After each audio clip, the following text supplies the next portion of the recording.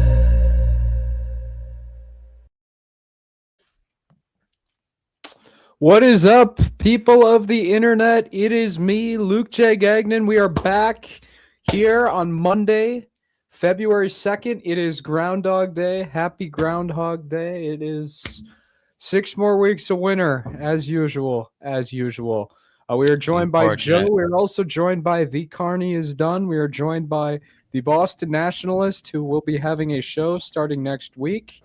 Oh, yeah. A real Texan. Shout out to...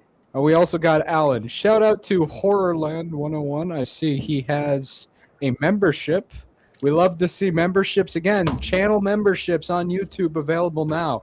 We will have Boston National Show. It will be live for everyone to watch.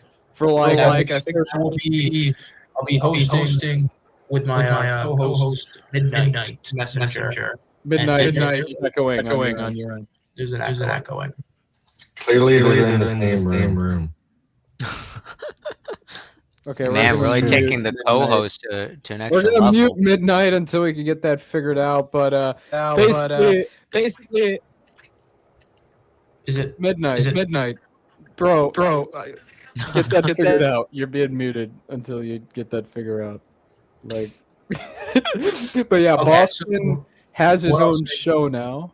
Yeah, I'll explain this. So, okay, every day, no, not every day. The fuck, no. On Tuesdays and Thursdays, starting hopefully next Tuesday. Next week, so not this week. Yeah, next week. Not tomorrow, next week, hopefully. I will be hosting at 5 p.m. on Tuesdays and Thursdays, 5 p.m. Eastern, with Midnight Messenger, and it will be the Boston Nationalist Policy Hour. And we will be discussing, on these streams, we talk about kind of everything. On the morning shows with Alan and Luke, they talk a bit more about, I guess you could say, philosophy of life. 2 midnights. And on this stream, we will talk about policy. We'll talk about Social Security policy, Medicare policy, Medicaid, law, criminal policy, really anything under the sun that has to do with policies. Hopefully, we'll be talking about specific policy ideas, problems with potential solutions to them. We'll basically be talking about how to govern. There's the literal mechanics behind how we should govern to accomplish our goals. Yes, and the good news for you guys is for non-members, Boston for a while will be going. He'll be making it free for everyone, but eventually at a date sometime in the near future. We'll get to you about when that's official. He will be going to members only. So you'll be getting a little bit of a taste of the Boston National show, but eventually it's going to go to members only. So I recommend becoming a member. So when that day comes, you will get unlimited access to the Boston National show. Also, if you become a member, get access to the Discord. You get to watch Alan. He's doing videos now. And I believe Joe here is going to do some gaming content with MAGA Southerner, who's another regular. I don't think he can make the stream tonight. Who's another regular. So if you want to see all that content and my travel vlogs, become a channel member. It's very good stuff. But anyways, guys, enough with the promo.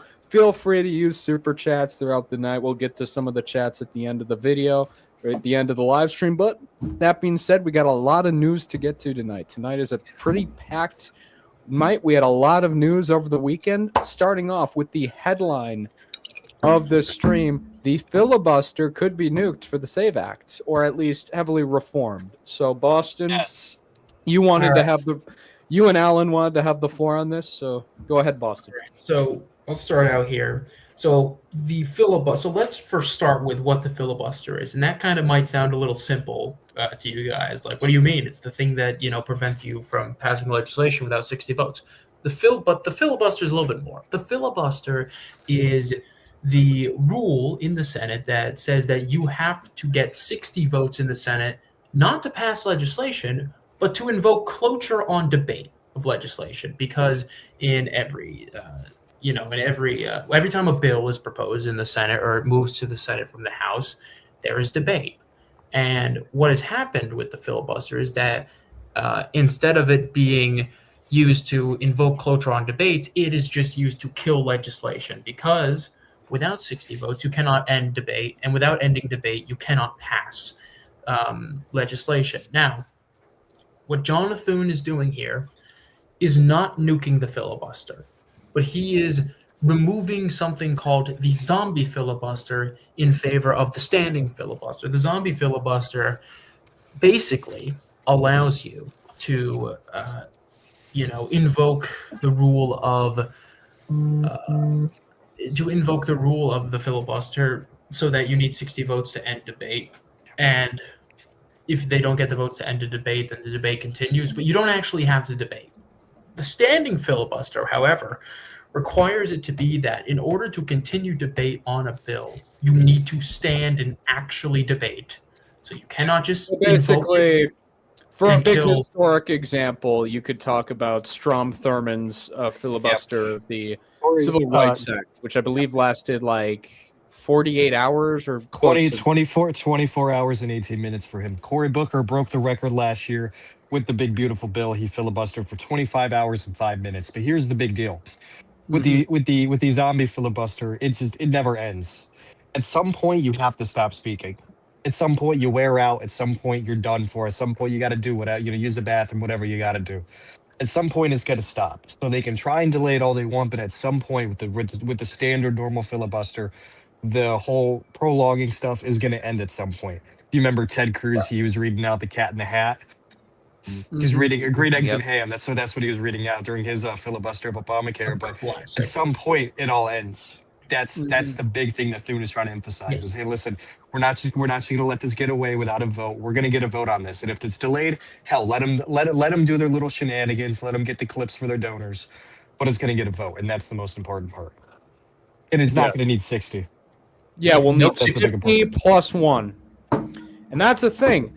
You will have the Dems. They won't be able to hide behind a shutdown or anything. They will have to be on record voting against the SAVE Act. And that's going to come to bite them. Or that's going to be something that could be a very negative look for them, because their weird obsession with opposition to voter ID, they have a lot of these 80-20 issues that are on the other side. Like the trans issue, it's whatever. A lot of people oppose it, but, in theory, it's very unpopular, but in reality, people don't like hearing about it all the time. But basic stuff like voter ID, that has the potential to be Dems abortion, being opposed to that. Like being opposed to stuff like voter ID, saying it's like racist or whatever. That is a very minority position, and that's something people actually care about, because it actually affects them on a daily basis, unlike, transgenderism or other of the so-called 80-20 issues. What were you saying? The state of Indiana, before the 2020 election, passed voter ID. They had higher black turnout than the year before. So any argument about being racist or targeting Mhm. people, that study just showed it was completely wrong. There's absolutely no targeting with the thing. I mean, and listen, if you can have, usually with the states that have the voter ID, you can use your student card, your gun license, your driver's license. It's very like simple. But this is an issue even like when they poll Democrats, a majority of Democrats agree on. Yeah. Yeah, it's I mean even a majority of black Democrats I believe I agree will upon it. It's say, more not 50-50 with only them, but yeah. not only is it voter ID, but it is also citizenship. I just want to throw that in there as well. It's also Yeah. citizenship. Um, Absolutely. Yeah. yeah, it's great, and Yeah, because I hopefully, saw that Chuck Schumer referred to the SAVE Act as Jim Crow era Right. legislation. By the way, you want to talk about energizing the base, giving them the election stuff. This is stuff that they've cared about for years. Even before 2020, they've cared about this for years. You want to energize them? Give them the Every election issue. There's a lot of every people- European, every democracy in the world has mandatory voter ID everywhere, except the Except United you. States. I will say with getting out the base with the election stuff, I think there's a lot of people on our side that just don't vote because they think that every election is rigged. Mhm.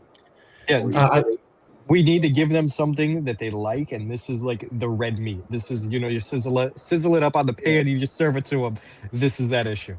it's just a very popular issue overall. It's one of the perfect issues. It's voter ID. It's proof of citizenship. Extremely common sense, and it is also red meat for the base. It's a much needed win. And something else I'll say: I hope that we invoke the standing filibuster for more bills. I hope that this isn't something that's just a one-time thing. And I will say I'm very impressed with John Thune. John Thune came in, and I doubted him. I doubted him a lot.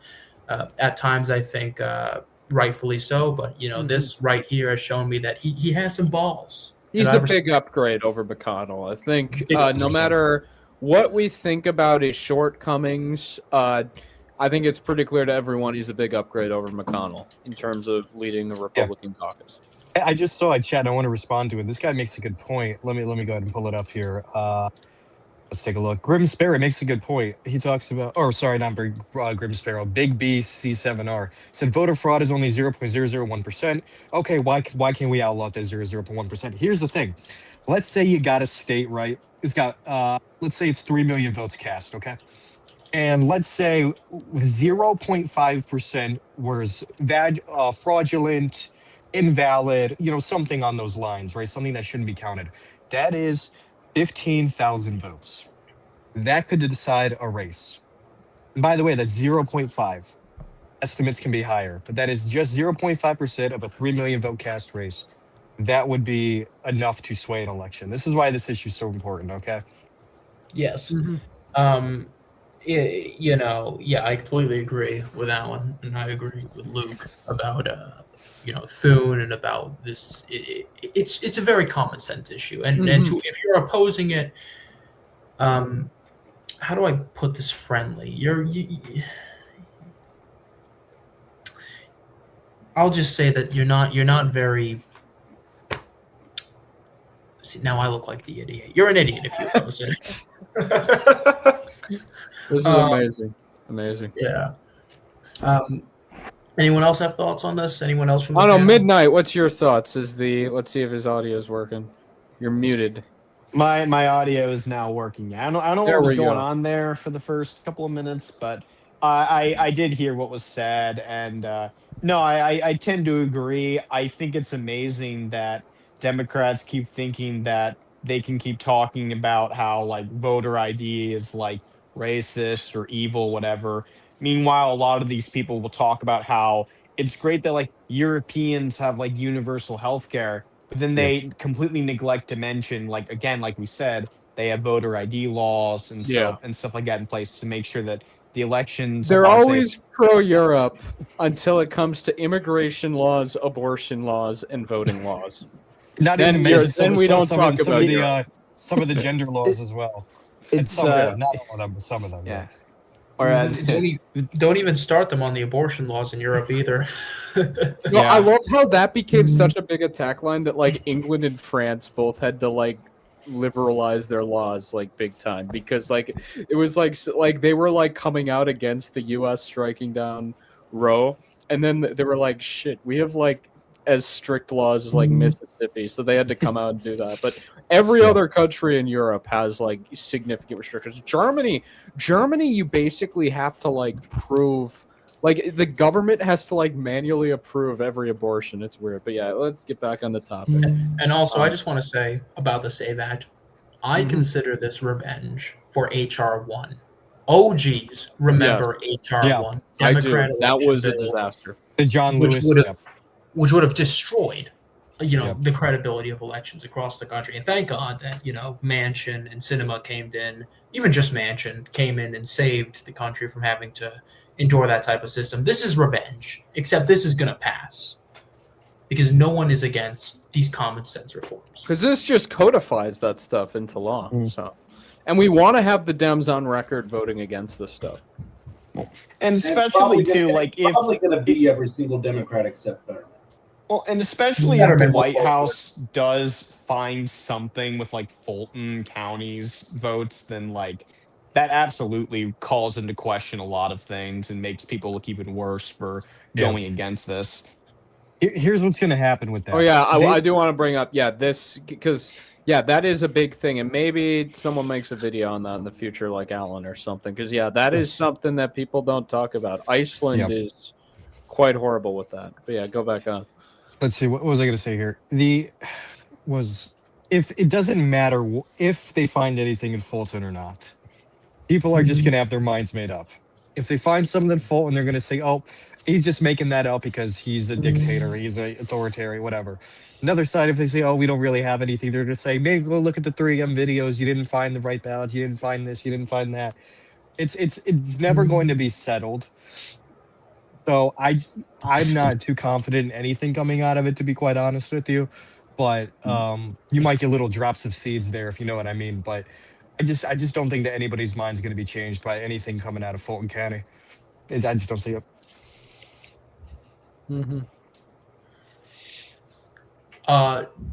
No, the SAVE Act does not get rid of mail-in voting. Just want to put that in there. No, it's I figured that it. I figured. Yeah, it's not going to. No. Somebody in chat was asking. No, it does. It does not. It doesn't bar. Yeah. It's not going to address every single demand that a lot of our base has in voting, because their demands are, mandatory voter ID, mandatory citizenship, paper ballots, one-day voting, stuff like that. And I don't like one-day voting. I always vote early. I vote in person early. Wait a minute, hang on. Does this ban early voting? No. I would assume not. It doesn't. If it banned early voting, I'd probably oppose it. If mail-in ballots aren't being opposed in this, then why would early voting be banned in this? Right. Yeah, so there's it's not going to address every single demand that our base has, but it's so here's what it does. Here's what it does with the mail-in stuff, because this gets interesting. To register for a mail-in ballot, okay, you would have to present your regular voter ID in person to an election official, whether it's your standard driver's license, your real ID, whatever. But you do have to show citizenship before you register. Think if you were to, I think everybody who's on the rolls now stays on the rolls, and then they're just going to have audits and purges and stuff. But anybody, you're going to have to prove your citizenship status, and then you have to show an ID. So, but when you register, yeah. Sounds good. We got a super chat from Chansa Drazik for $5. Thank you so much, Patriot. Rand Paul opposes the SAVE Act because principles. Can't wait for Scott Jennings to replace that moron. I would love it. I don't think he's running, though. But I don't think he wants to run. I think he's... Here's the thing, I think, with a lot of these candidates, this is kind of unrelated. I think a lot of people are just good where they are. And I think you could kind of just keep where... Because people are always like, oh, Rubio could be a good VP. Why don't you just keep him as Secretary of State? He's clearly good in that role. Like, everyone wants to move people around. Like, Scott Jennings is clearly good doing what he does. Like, Well, and why would he want to give up he's got a nice job at CNN, where he's just countering like all the liberal commentators there. Like it's just easy money for him. He's a necessary Those who know voice. about this one know. Thanks, K Cub, for the $2. By the way, but I want to add one more thing though. American I want to add one more thing about the SAVE Act. Okay. Mhm. They have criminal penalties for elected officials who are responsible for registering people. Okay, this is registration. If they do not obtain the proper documentation to register in this act, so the voter ID, the proof of citizenship, they could face criminal penalties. I just want to add that in there. That actually gives teeth to this. This is not just something that's just going to be a suggestion. There's quite literal teeth to it. I imagine that at least the Trump DOJ would enforce it. Now, if you get a different Democratic administration, that's where things get interesting because they may not even enforce it. They may say, hey, listen, you guys can, this act is, it's so stupid. Don't worry about it. We're not going to charge you for anything. Then it renders this ineffective. But because the Trump administration's here, they'll enforce it. And hopefully we get advanced administration in 2029. It'll be enforced at least then. But just watch out for that. Just watch out if they don't enforce it. Hold them accountable.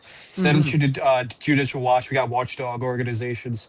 But this may only be enforced if we're in charge. Just to clarify. I will that. say I've got a question though. For Boston, basically for this bill, for the filibuster stuff. I want to get back onto that. Is that like just a one-time thing for the SAVE Act, or will that just be in effect? Like It's interesting. I do not know if it will nuke the zombie filibuster forever, or if it will. Hang on here. I have this. because all I want to do, I just want to bring this back for the government funding in September. This could very well nuke the standing filibuster. I will say at the very least, it sets a precedent that Thune's willing to do this, which means next time the Here government it is. He'll is shut down, Yeah, without the. we can get out of Yes, that. he will bring it without the 60 vote zombie. Okay, so it does seem like the zombie vote can still be invoked, but this does seem to set the precedent that this can be done on urgent bills. So that means when the government comes up for a funding vote in September, he'll almost certainly use it again. I don't see why he wouldn't. So yeah, Yes. that should be good. That's good. So we will avert that nuclear scenario where Dems keep the government shut down for the midterms. That's good. That's very good news. But yeah, next. Do you have anything else to say on the SAVE Act? Call your senator. Tell them that if you don't vote for it, then you're coming after their ass electorally. What do we think the vote's going to look like? What should we expect? I mean, I could see every 53-47. Republican except Rand Paul, and then probably add on John Fetterman. That seems to be a pretty consistent trend we've seen recently. I mean, maybe Murkowski might not vote. Nah, for she'll it, vote for it. but- She'll vote. Dude, this is an 80-20 issue. She's gonna vote for it. The only person who will vote against an 80-20 issue is quite literally Rand Paul. Yeah. Yeah, like Collins won't get hurt by this, or anyone. Like Murkowski wouldn't vote against it. Like, okay, next up, we have our Canadian here for a reason. He wants to explain a little bit about. Oh, we got another super chat before I get to this. Chief Officer Henry Wild, 6556 for $9.99. Hot take: Wesley Hunt would be a good running mate in 2028 if he doesn't lose in 26. Holly is also good. He's gonna lose for sure in 2026 though. He's an interesting candidate. I mean, I like Wesley Hunt. I think he's one of the most solid members of the House. Not really it's not saying a lot, but he's definitely a pretty solid House member. It's kind of unfortunate what's going to happen in that Senate race. I kind of wish he would have just run for re-election at this point. It's clear he jumped in too late. You should have either jumped into the Senate race early on or done it later. But anyway, or he should have just ran for re-election. But anyways, the Canadian is here to explain what is going to be taking place in Canada, or basically what happened at the leadership race, because he was there. He met the pleb. He didn't ask the pleb if he wanted to come on the YouTube channel. This is true. Sadly, Very the pleb was sad. too busy. For people who don't know, the pleb is a obese trucker who during the trucker protests, I guess, became like a popular conservative commentator. He's basically like the Gunter Eagleman of Canada. But yeah, you can explain outside of meeting with the pleb what happened. At All the right, so I was convention. at the convention this weekend that happened, where there was a leadership review for Pierre Polyev, and Mhm. as expected, he passed the leadership review, but people were really just looking at how much percentage does he get, which is it's an interesting metric. I don't think it really means much, but it's interesting to look at. And with the delegates that did show up there, he managed to get 87.4% support, which is interesting given that many people in the media were expecting him to get below 80%, and there'd be questions within his own caucus of whether he'd have the strong mandate and leadership. Most other people assumed him that he would do well, probably somewhere in the low 80s. Some optimistic expectations had somewhere in the low 90s. So high 80s was roughly where the average was here. And he managed to get 87.4% in the leadership review, which means he is firmly staying on as leader of the party. Whatever, I was there, and there was literally no organized opposition to him whatsoever. A lot of people are voted to keep him on because everybody thinks there's going to be an election in the coming months, and we don't want to be going into that with a interim leader. So keep an eye out for that. Carney could call an election because of the renegotiation of the USMCA. And also the opposition could call an election as well, considering the NDP's new leader is most likely going to be a guy named Abby Lewis, who's very oppositional towards the Liberals. So we'll see what happens there. But it's definitely an interesting weekend. I did indeed meet the pleb reporter. No, it's the pleb parentheses. Yes, parentheses reporter. But yes, that's pretty much it on the Canada news. Okay, Trent and Drazik for 2. You guys should do a tier list of all our senators. I'll tell you what. If Friday of this week is a slow news day, maybe we'll do that. We'll see. Or we'll just do it in a video. That might be better in video form. That'd be a good poll topic. I'll run another poll because I did one the other day for the video topic, and you all voted for the top 10 primary choices. So I'll run another poll. I'll run that as an option. Let you guys decide. You guys have been giving me great ideas for video topics. Mm-hmm.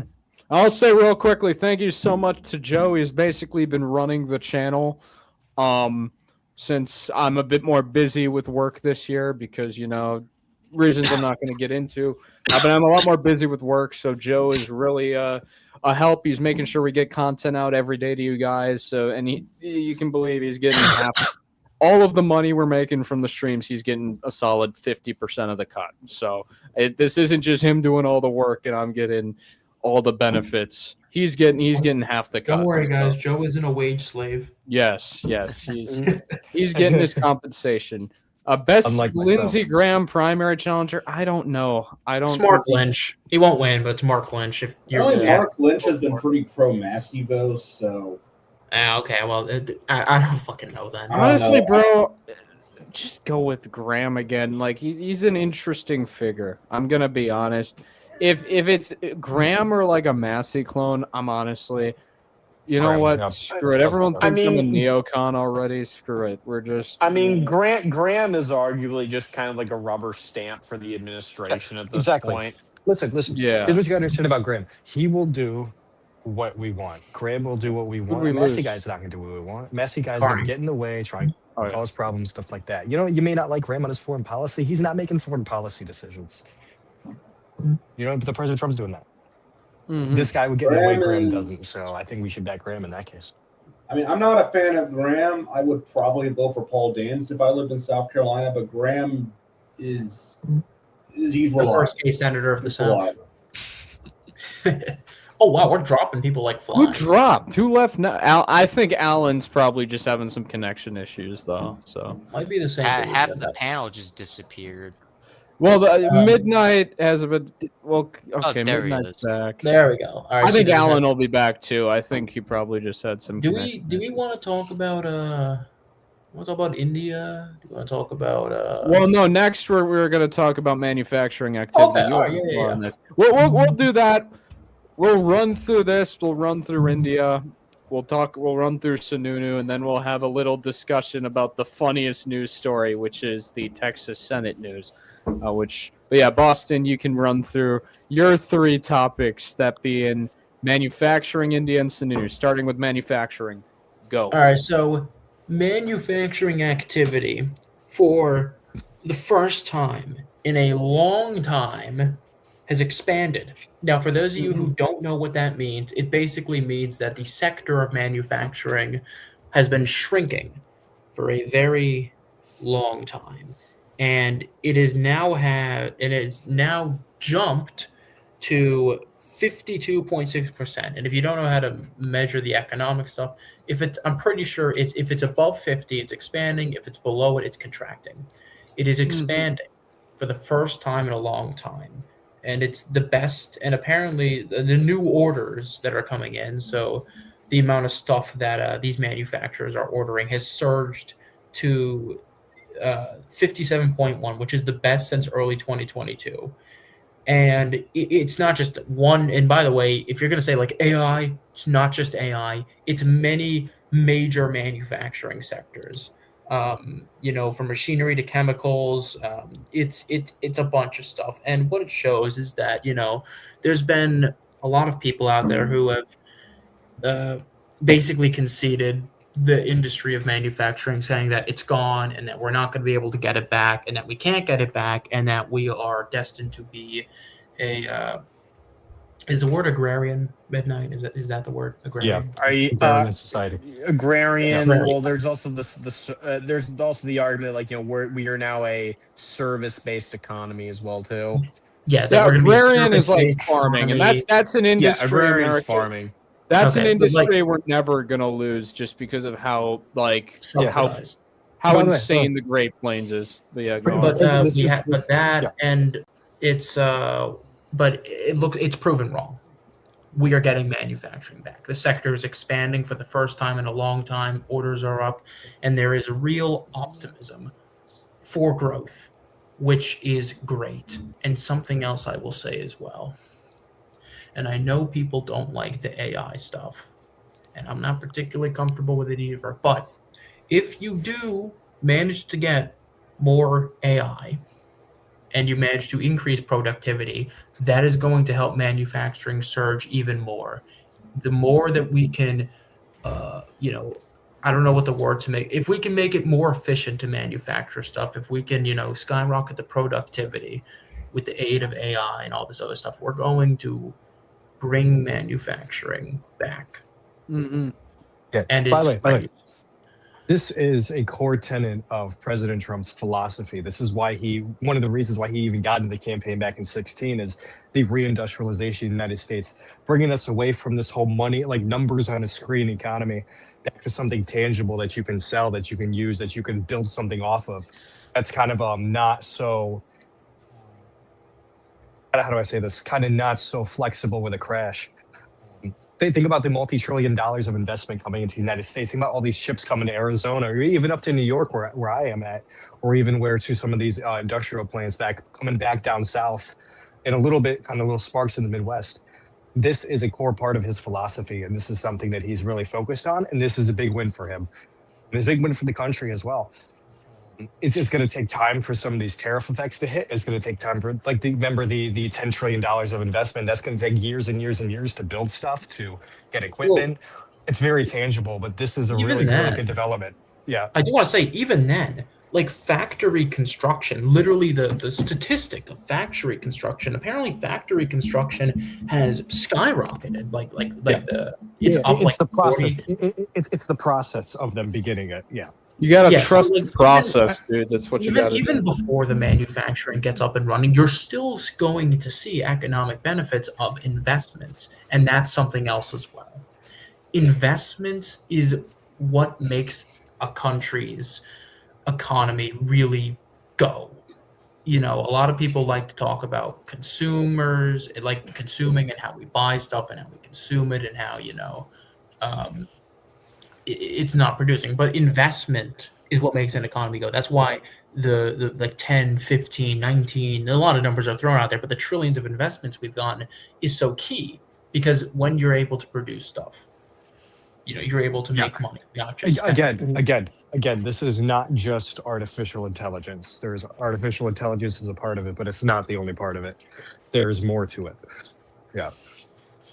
If I could kind It's of not. say like one sort of additional thing on this, I think one of the sort of biggest missteps with the admin is that they really are not highlighting the full extent of these trade deals and what they really mean for the United States. Because like I hardly have seen anything be mentioned about how Japan previously had like heavy like high tariffs on the United States, and now we essentially have like a considerably more open trade sort of relations with Japan now, with the exception of the 15% tariff that Trump has imposed on Japan, and that Japan's markets are essentially open to all types of American goods now. Same thing with like, Taiwan is like the same, is kind of a similar deal. Yeah. Vietnam is a similar deal. And we're getting, like, as Boston said, all of these investments that are coming into the country that are going to likely help give us more jobs and properly help build up our, manufacturing sector again. Yeah. I want to give you a little bit of history real quick. It's after World War II, United States delegates go down to Japan. We go down there and say, hey, listen, you guys are completely war torn and want to help you out. We'll give you guys cars. You guys give us tuna and rice. And they're like, no, no, no, no, no, no. What are you talking about, United States? We're going to build cars here. What we're going to do is actually we're going to tariff the crap out of your cars, and we're going to build cars here and become one of the most dominant car auto industries in the world. And that's exactly what they did. They did it through protection of specific industry, not like a broad protection where everything is tariffed whatsoever, but they targeted a specific industry. They built it up, and they're a super rich country. Obviously, there's a lot more industry there, but one of the big industries there is auto manufacturing in Japan. That's what they did after World War II. I'm just starting to see that here today. Mm-hmm.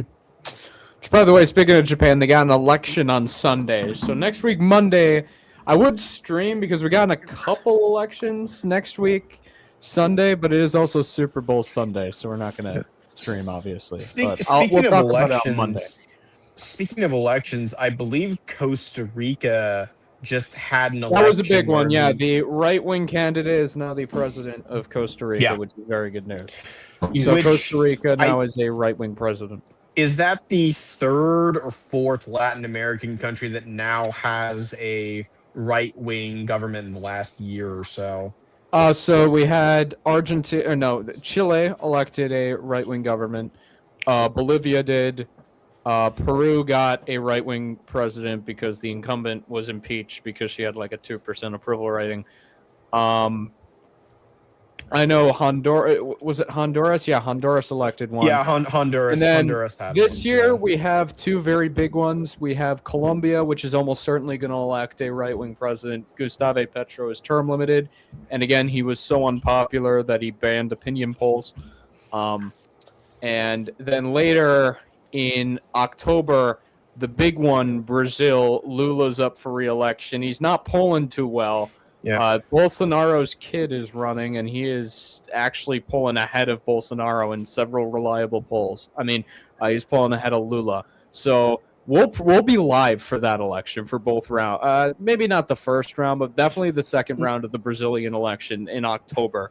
That'll be like kind of the pre-midterm treat if we can get like a right-wing president in Brazil, a member of the Bolsonaro family. That one we will be live for on the Sunday. That's going to be good. Because it's same time zone as us, or just a little bit east of us. But anyways, that being said, a lot of these developments too are very important. Not just because it's more important to have like actual right-wing governments across the world, but also because all of these countries, they're in our hemisphere, and they do affect like this helps us like with immigration, because if we have actual like right-wing nationalists in all these South American countries, it means it's less likely you're going to be seeing like people like flooding the borders all the time. So yeah, Yeah. that's all I had to say on that. But no, Brazil's big just because they're a BRICS member, and we elect the Bolsonaro there as the United States is becoming a lot more anti-BRICS. Not saying they're going to leave it, but you're probably going to see them decouple from it a lot, which will probably be a net positive. Anyways, next up, Boston. Kind of speaking of BRICS, another BRICS member made a trade deal with the United States today. The internet's favorite country, India. India. You have the floor. Yeah. All right, so this is really two pieces of news.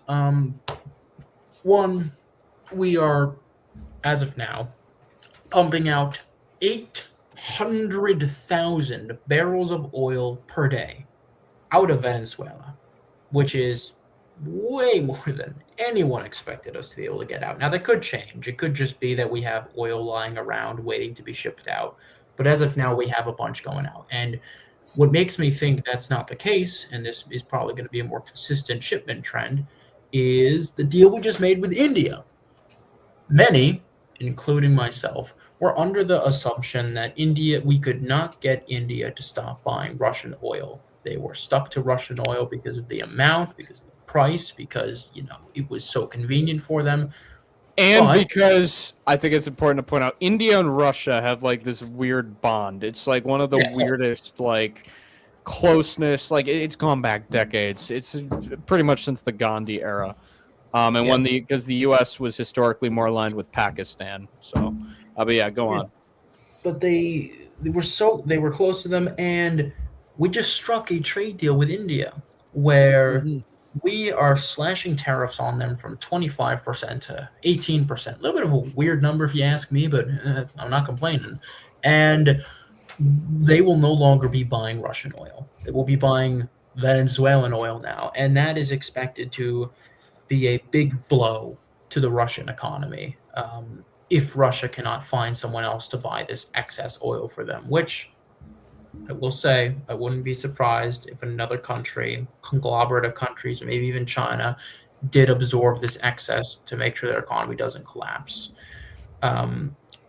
Or if they increase the price of the oil they're selling. But nonetheless, it's a hit to Russia, and it's still a big one. But go on, Alan. I wouldn't be shocked, and I'm not predicting this per se, but I can imagine, because Trump has had trade talks with Russia, is this: you end the war, this war ends, we'll buy your excess oil. That'd be controversial. That would a lot of even the Republican Party probably wouldn't like it. But he has talked about having a trade deal with Russia before, but you can't do it with the Ukraine war going on. This is the first. I will say this though. I think if he gets Russia to accept the more Ukraine favorable deal, I don't think they'd care about us getting the oil. If because that's Very almost possible. certainly what it would be. Yeah. Maybe the party establishments would be a little bit more favorable to it, but I think the general public would be like, we don't really like that. But I don't think the general public. Over. I think The war ending would overshadow the intricacies of the. That's the thing. But you realize it was like 58 or 60% of Americans said they wouldn't care if China or Russia replaced us as the global power. I don't think they care that much. As much as I dislike Russia, as much as I want America to kind of stay on top, the average American doesn't care too much about that, unfortunately. Which I think they should, but they really don't. I think America in its culture just has such anti-Russia elements that you would have an initial backlash, and then it would kind of die out over time. But I still think there would be an initial. But maybe we can disagree on that. But I think that's not out of the realm of possibility. I think you'd see a pretty big age. Boomers might be upset, but I think every other age bracket probably wouldn't care much. Huge news though. But again, I wonder, what do you guys think about that? Is if they agree to take a more Ukrainian favorable deal, we buy that excess oil from them? I'd be okay with that, because That's anything fine. to get them out of Ukraine and end this senseless destruction of Ukraine that's effectively going on, and of Russia at the same time. The Russian people who are largely being drafted into this war that is completely needless. That Putin quite literally just started because of imperialistic tendencies. Because it's so funny, all of his fans like to talk about Western imperialism when it was just like all these countries willingly joined NATO in Eastern Europe. They all willingly joined us. And there's a reason. If you're seeing what's happening in the Ukraine now, they had a reason to join NATO. And honestly, Ukraine also had a reason. I'd be okay with Ukraine, not joining NATO if that's necessary for a peace deal. I think, though, we should keep security guarantees. But I think it makes total sense. You have Article 5 NATO-like security guarantees without joining NATO. Yeah, that's what you want, because I hate that whole Eastern expansion stuff. Eastern expansion was a choice of all these countries. You think Poland was coerced into joining? No. The second they got a non-communist government, they were first in line to join NATO because they wanted to be secure that if Russia ever had a nut job in there again, they weren't going to have to be invaded. And now we've got that. So, yeah, Merkel's the one who got Europe hooked on Russian oil in the first place. Yeah, that's what happened. Yeah, it's terrible. And they laughed at Trump back in 2018 when he came out and said this pipeline was going to make Europe dependent on Russian oil. And now look what's happened. He's been proven exactly right. And now they talk a big game on fighting for Russia, but we're the only ones actually giving a shit about the Russians. They're buying all the oil. They're just buying it through third countries, so I think it's easier. Yes. Yeah, the Russians will correct, and that's why I'm very pessimistic about the deal, because keep in mind, and I don't want do not let anyone tell you that Ukraine's the one killing this deal. Every single peace proposal Trump has put out, Ukraine has accepted it every single time. Putin's been the one who struck it down. Don't let anyone tell you that Zelensky is the one prolonging this war. It's not. It's the Russians. And there's one man who can end this thing right now, and it's not Zelensky, it's Putin. Zelensky is not the villain for fighting back. Yeah. I'm just saying, don't be surprised if Trump is playing 3D chess with this and use it as leverage to get a deal. Yeah. But yeah, anyways, onto a way lighter note. We don't like people being killed. John Sununu. Yeah, go ahead, Boston. What did you have Lil to say? John. Oh, Lil John. So, literally, Lil John, son of former Governor John H. Sununu, this yesterday actually got endorsed by Donald Trump for the U.S. Senate seat in New Hampshire. I heard about this, or I heard that Trump may have been leaning this way a couple months ago from some friends. It didn't happen immediately after, so I kind of, put it on the back burner. Turns out my friend was right. I didn't say it wasn't true, but I just kind of put it on the back burner. Turns out my friend was correct, and Trump has issued his endorsement of Sununu. This comes And who did he meet with the night before? And I was just about to say, this comes after Trump met with Bush the night before he issued the endorsement. He met with Bush in D.C., and without going into too much detail, Bush is all in on Sununu. George Bush is also donated to Sununu. So it's a fundraiser in Texas for it. But what I was saying was that the reason this is so significant, you might be thinking, well, why would John Sununu want the Trump endorsement? He's running in a state that voted for Harrison. That's a valid point, but he's running against former senator from Massachusetts, renowned carpetbagger, Scott Brown.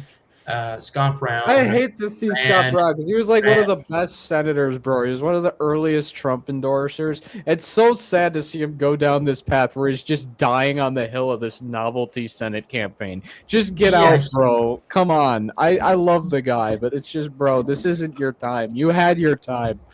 We needed you in 2010, but not anymore. Before Sununu got in, and he did run in 2014. He lost for New Hampshire Senate. And he is throwing a hissy fit.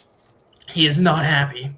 He ran as the MAGA guy, and he's saying that Sununu is basically a Reno neocon who hates America, and he is the real MAGA. and that Donald John America has no clue what he's talking about. So, reasonable reaction. I'd be pissed, but this primary is over, and Sununu is going to be the nominee. He already was going to be, but it is all but certain. He's I'm getting looking every county. forward. I'm looking forward to hear the Rich Barris, David Giulio response to point out like how this is a betrayal of MAGA again. I will say, and I don't give Barris a lot of credit. I don't talk about Barris really at all, period. But I will say, even Richard Barris, and this should tell you something, even Richard Barris said at one point that John Sununu was a good candidate. When he had Alaska and Texas and Iowa and Ohio was like going blue or competitive, he still had New Hampshire's lean D because, and I quote, John Sununu is a good candidate. So you even have nut jobs like that telling you that this guy's a good candidate. It's pretty apparent that the guy's a good candidate, and he is a good candidate, by the way, in case I didn't make that clear. Yeah. But very good news for prospects at winning New Hampshire Senate. I think he's going to win every county in the primary. Every county. I would imagine so. Yeah. Brown could probably drop out, although we seem Assuming he doesn't. Yeah. He should. Brown- He's just needlessly wasting resources. Like, he's got Right, no shot at exactly. the primary, dude. Like, Of course. it's over. He was pushing himself as the MAGA candidate. And that's done. Like, that was I it. believe- Have fun in I New think- Hampshire with that. Okay. Have fun in New Hampshire with that. I will say his response to the Trump endorsement was saying that Sununu is more liberal than AOC. That was his Is about as MAGA as AOC. Just very interesting comparison. Interesting choice of words. And what I'll say is this. My prediction is that Brown will drop out by the end of February. His money was already drying up. It's gone. He's not going to get any more money. And I know that he's saying he's not going to drop out. I think it's posturing. Because he knows he's done. He's not just in a corner. He's done. He's buried. And for those of you who want him to run in 28, I'll be honest with you. He probably wouldn't win that primary either because Trump would just sideline him. He was prepared to with Dan Innes. I know that for a fact, which means Brown wouldn't have been the nominee whether Sununu got in or not. But, he should run for Congress like the people are saying. Yeah, we could get. He'd do way better in that district than Lily Tang Williams would. He should just run there. He'd get that within 5. I don't know why he doesn't run for that, but we need to probably get into some minor news before we wrap but up. no, we've pretty much gotten through all the stuff though. So Let's see. anything else in I John learned. Sununu? Sununu 2026. I will say this. This race right now is still lean D. The endorsement doesn't change much in terms of rating, but it makes the path a lot easier. The primary is a lot less contested, and it is much, much easier to just focus on the general. And a lot of people are observing this, and I'm observing this too. This could be the Dave McCormick of 2026. I'm gonna Could be be. honest. I'm gonna be real. I see him winning. I could see, even if there's like some national blue wave, I could see Sununu getting through because New Hampshire's proven to be immune to these midterm waves, just like New England kind of in general, like Maine and New Hampshire tend to be. I could see us seeing like a blue wave in all the swing states, and then Maine and New Hampshire still elect Republican senators. I can see that too. And I will say this as well. And they're going to piss off a lot of you in chat. One person in particular. New Hampshire is more winnable than Georgia and North Carolina. As of now, that can change. But I'd as agree. of right now, I'd say Michigan's probably still more winnable. I agree. I'd say Michigan's probably still more winnable for us just because of circumstance. But yeah, I'd say compared to like Sununu is performing way better in the polls than a Collins. The Georgia one, not the Maine one. The Maine one's doing impressive in polling, like very impressive, especially considered 2020. But the Georgia one and Watley. But anyways, that's it for Sununu. I don't want to talk about this. We got like 5 minutes left. We got to get to the big one. James Teller. Yeah. Funniest news of the day. Yeah, we actually did have some breaking news before the stream, but I'll get to this first. So, Tallarico, well, Colin Allred has endorsed Jasmine Crockett for the Senate's primary. Um, And why was that? well, Tallarico, according to Allred, called Allred a mediocre black man. And including to himself, he admitted he called him that in the second biggest bunk. First of all, you don't. If you fuck up in a personal conversation and call a black man to his face, you're a mediocre black man. And he says that, you should maybe just either say no comment or deny you said it. Talrico comes out and said, yeah, I said it, but it was a private conversation, so it's different. Yeah, so Absolute insanity. Galaxy brain move. I know. Listen, Yeah, his argument, his Dixiecrats. The Hang on, hang on. Dixiecrats are back, bro. is Honestly, true. I'm surprised. I did that poll Mhm. on like who people would vote for in 1960. Come on, JFK should be doing better than that, guys. Come on. I get we like Nixon and stuff, but he should not be being beat by the Dixiecrat, dude. That's And horrible. listen, time about. Tallarico's argument, his response was that he wasn't calling Allred that. He was saying that his style of campaigning was mediocre. That was his defense. we all know what that means. We all know what it means. So I guess you could say he felt that Allred was had a dark vision for America. basically, Yeah, he's basically the James Fishback, but yeah, like Talrico is doing the whole Dixiecrat thing, and that's basically what Allred insinuated in his response video. That's like, bro, Talrico, this would have been his path to win the primary. Just staying quiet, try to hold your base, don't make anything stupid. He just fucked up there. And we know that the only poll since Crockett has jumped in that has Talrico in the lead was Emerson College, which sucks at polling primaries. We've gone over this. So I'd say probably now there's probably like a 65% chance at Two-thirds. winning the primary. Talrico definitely still can win, but this is like such a blatant PR disaster, like campaigning 101. You don't say that. You don't, and you certainly don't admit to saying it. By the way, where's Allred's proof? How is Allred going to prove this? Right? He could have just said, no, I never said that. He doesn't know what he's talking about or something like that, right? Yeah, he didn't record it. Anyways, not to rush y'all, but before we end the stream, we actually did have some breaking news that broke right before we started. A federal judge has blocked the Trump administration from ending temporary protected status for over 350,000 Haitians in the U.S. Oh, a judge does things. Just Incredible. ignore the judge. That was probably gets struck down anyway. Yeah, that was right before the ice raids were supposed to happen in Springfield, Ohio. Again, is like they probably can't do that because it's probably going to be an extension of like why the appeals with the Minneapolis failed, because it's like a local district judge does not have the ability to like stop a deportation.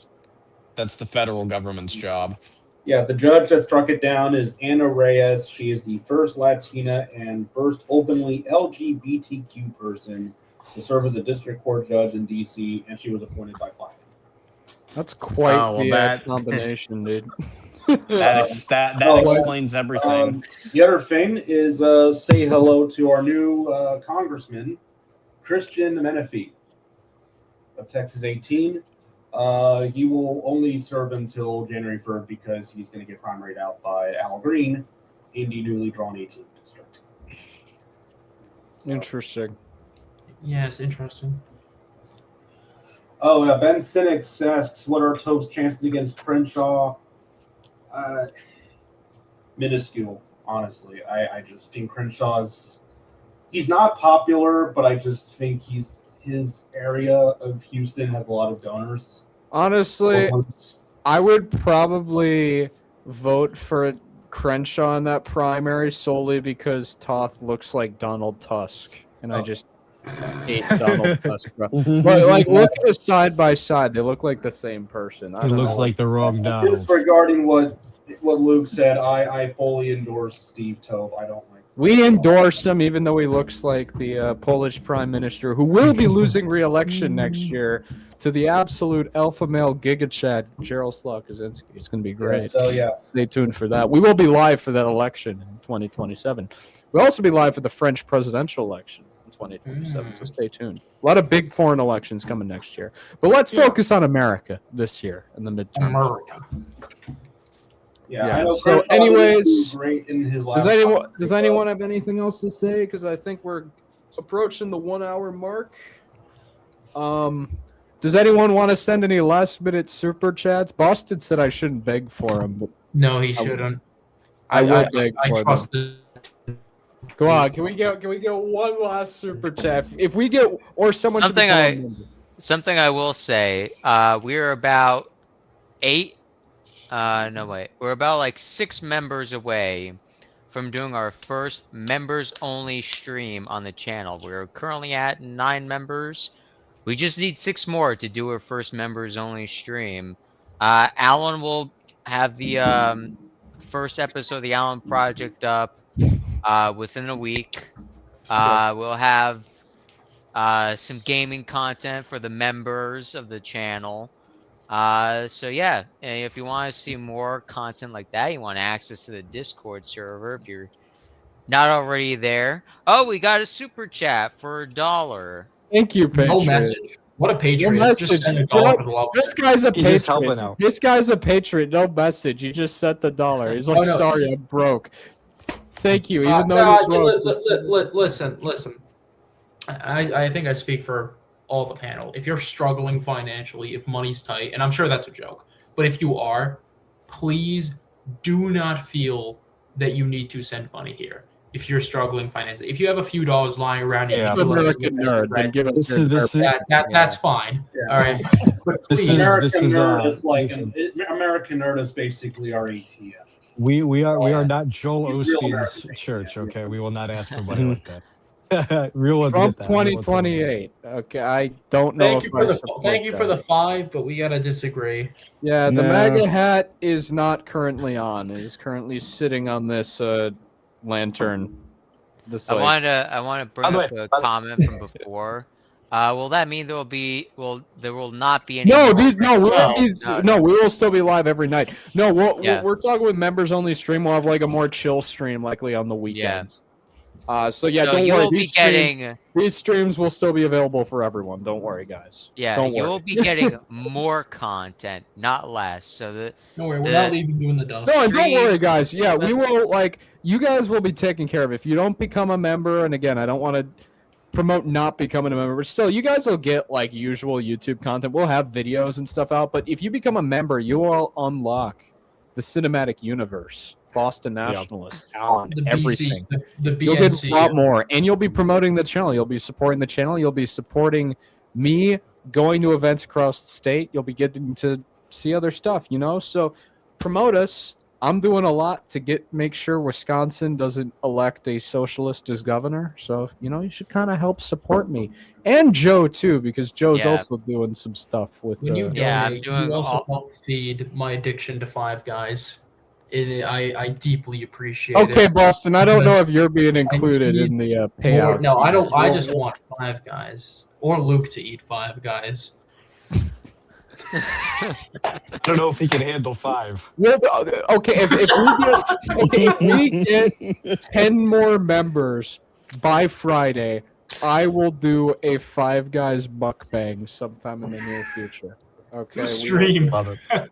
we'll do a members Well, only mukbang stream of Five Guys because Boston's like obsessed with Five Guys. I think it's It's really mediocre. good. It's not horrible, but it's not great. It's certainly not worth $20. But Boston has Run a this poll idea on that it. it's like phenomenal. You get to Like watch this- Luke. You get to watch Luke be. I wanna- Hold on, Boston. You get to watch Luke be Dame drops for a day. If you get. I want to see if we can run a poll. I want to see if Chad thinks it's worth it. Can we do that? No, Can we're we not do- doing a poll on. We can't do a We're poll. already. We'll do already a poll tomorrow. We'll do a poll tomorrow. Average, Anyways, average guys, news live this- stream, dude. Average This news. this live is stream. this is the.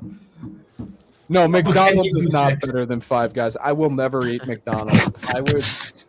I would eat Haitian mud cookies before I eat McDonald's, and I'm not even kidding with that. I am like being fully serious. I Would would you eat rather Haitian- try. I would rather Wow. try Haitian mud cookies than. Wow. No, Joe lives in New Jersey. yeah. This my background you see all around me is from Jersey City. I knew I it. thought knew you guys it. could tell from the accent he is not a Wisconsinite. But anyways, guys, thank you so much for watching, and I will see you guys. Burger King. I would also rather eat Somalian mug. I'd rather eat Somalian food, whatever Fry was eating, than Burger King. Would you eat Thank at you the guys for daycare centers? watching. Before I can start raging at chat saying fast food is good. But anyways, thank you so much for tuning in. We'll be back here tomorrow, same place, same time, going into whatever the news topics are that arise in the next 24 hours. Also, So have a good rest of your evening. Thank you to Joe. Thank you to everyone for being here. Thank you for Carney is done wherever he is for giving in to talk about whatever. We'll be back here, same place, same time tomorrow. Bye-bye. Luke J. Gagnon and the Great Lakes Perspective out. You know, we copy Real American at the beginning. No, we were saying Godspeed to all you. Now we're copying Red Eagle. You know, we're just saying Luke Red Gagnon. Eagle out. And we'll say Real American. Godspeed to all of you. All of you. Real American I patriots. just got rip off Tester. What did he say at the end of his videos? I forgot. I think he would just say bye. Bye. Yeah.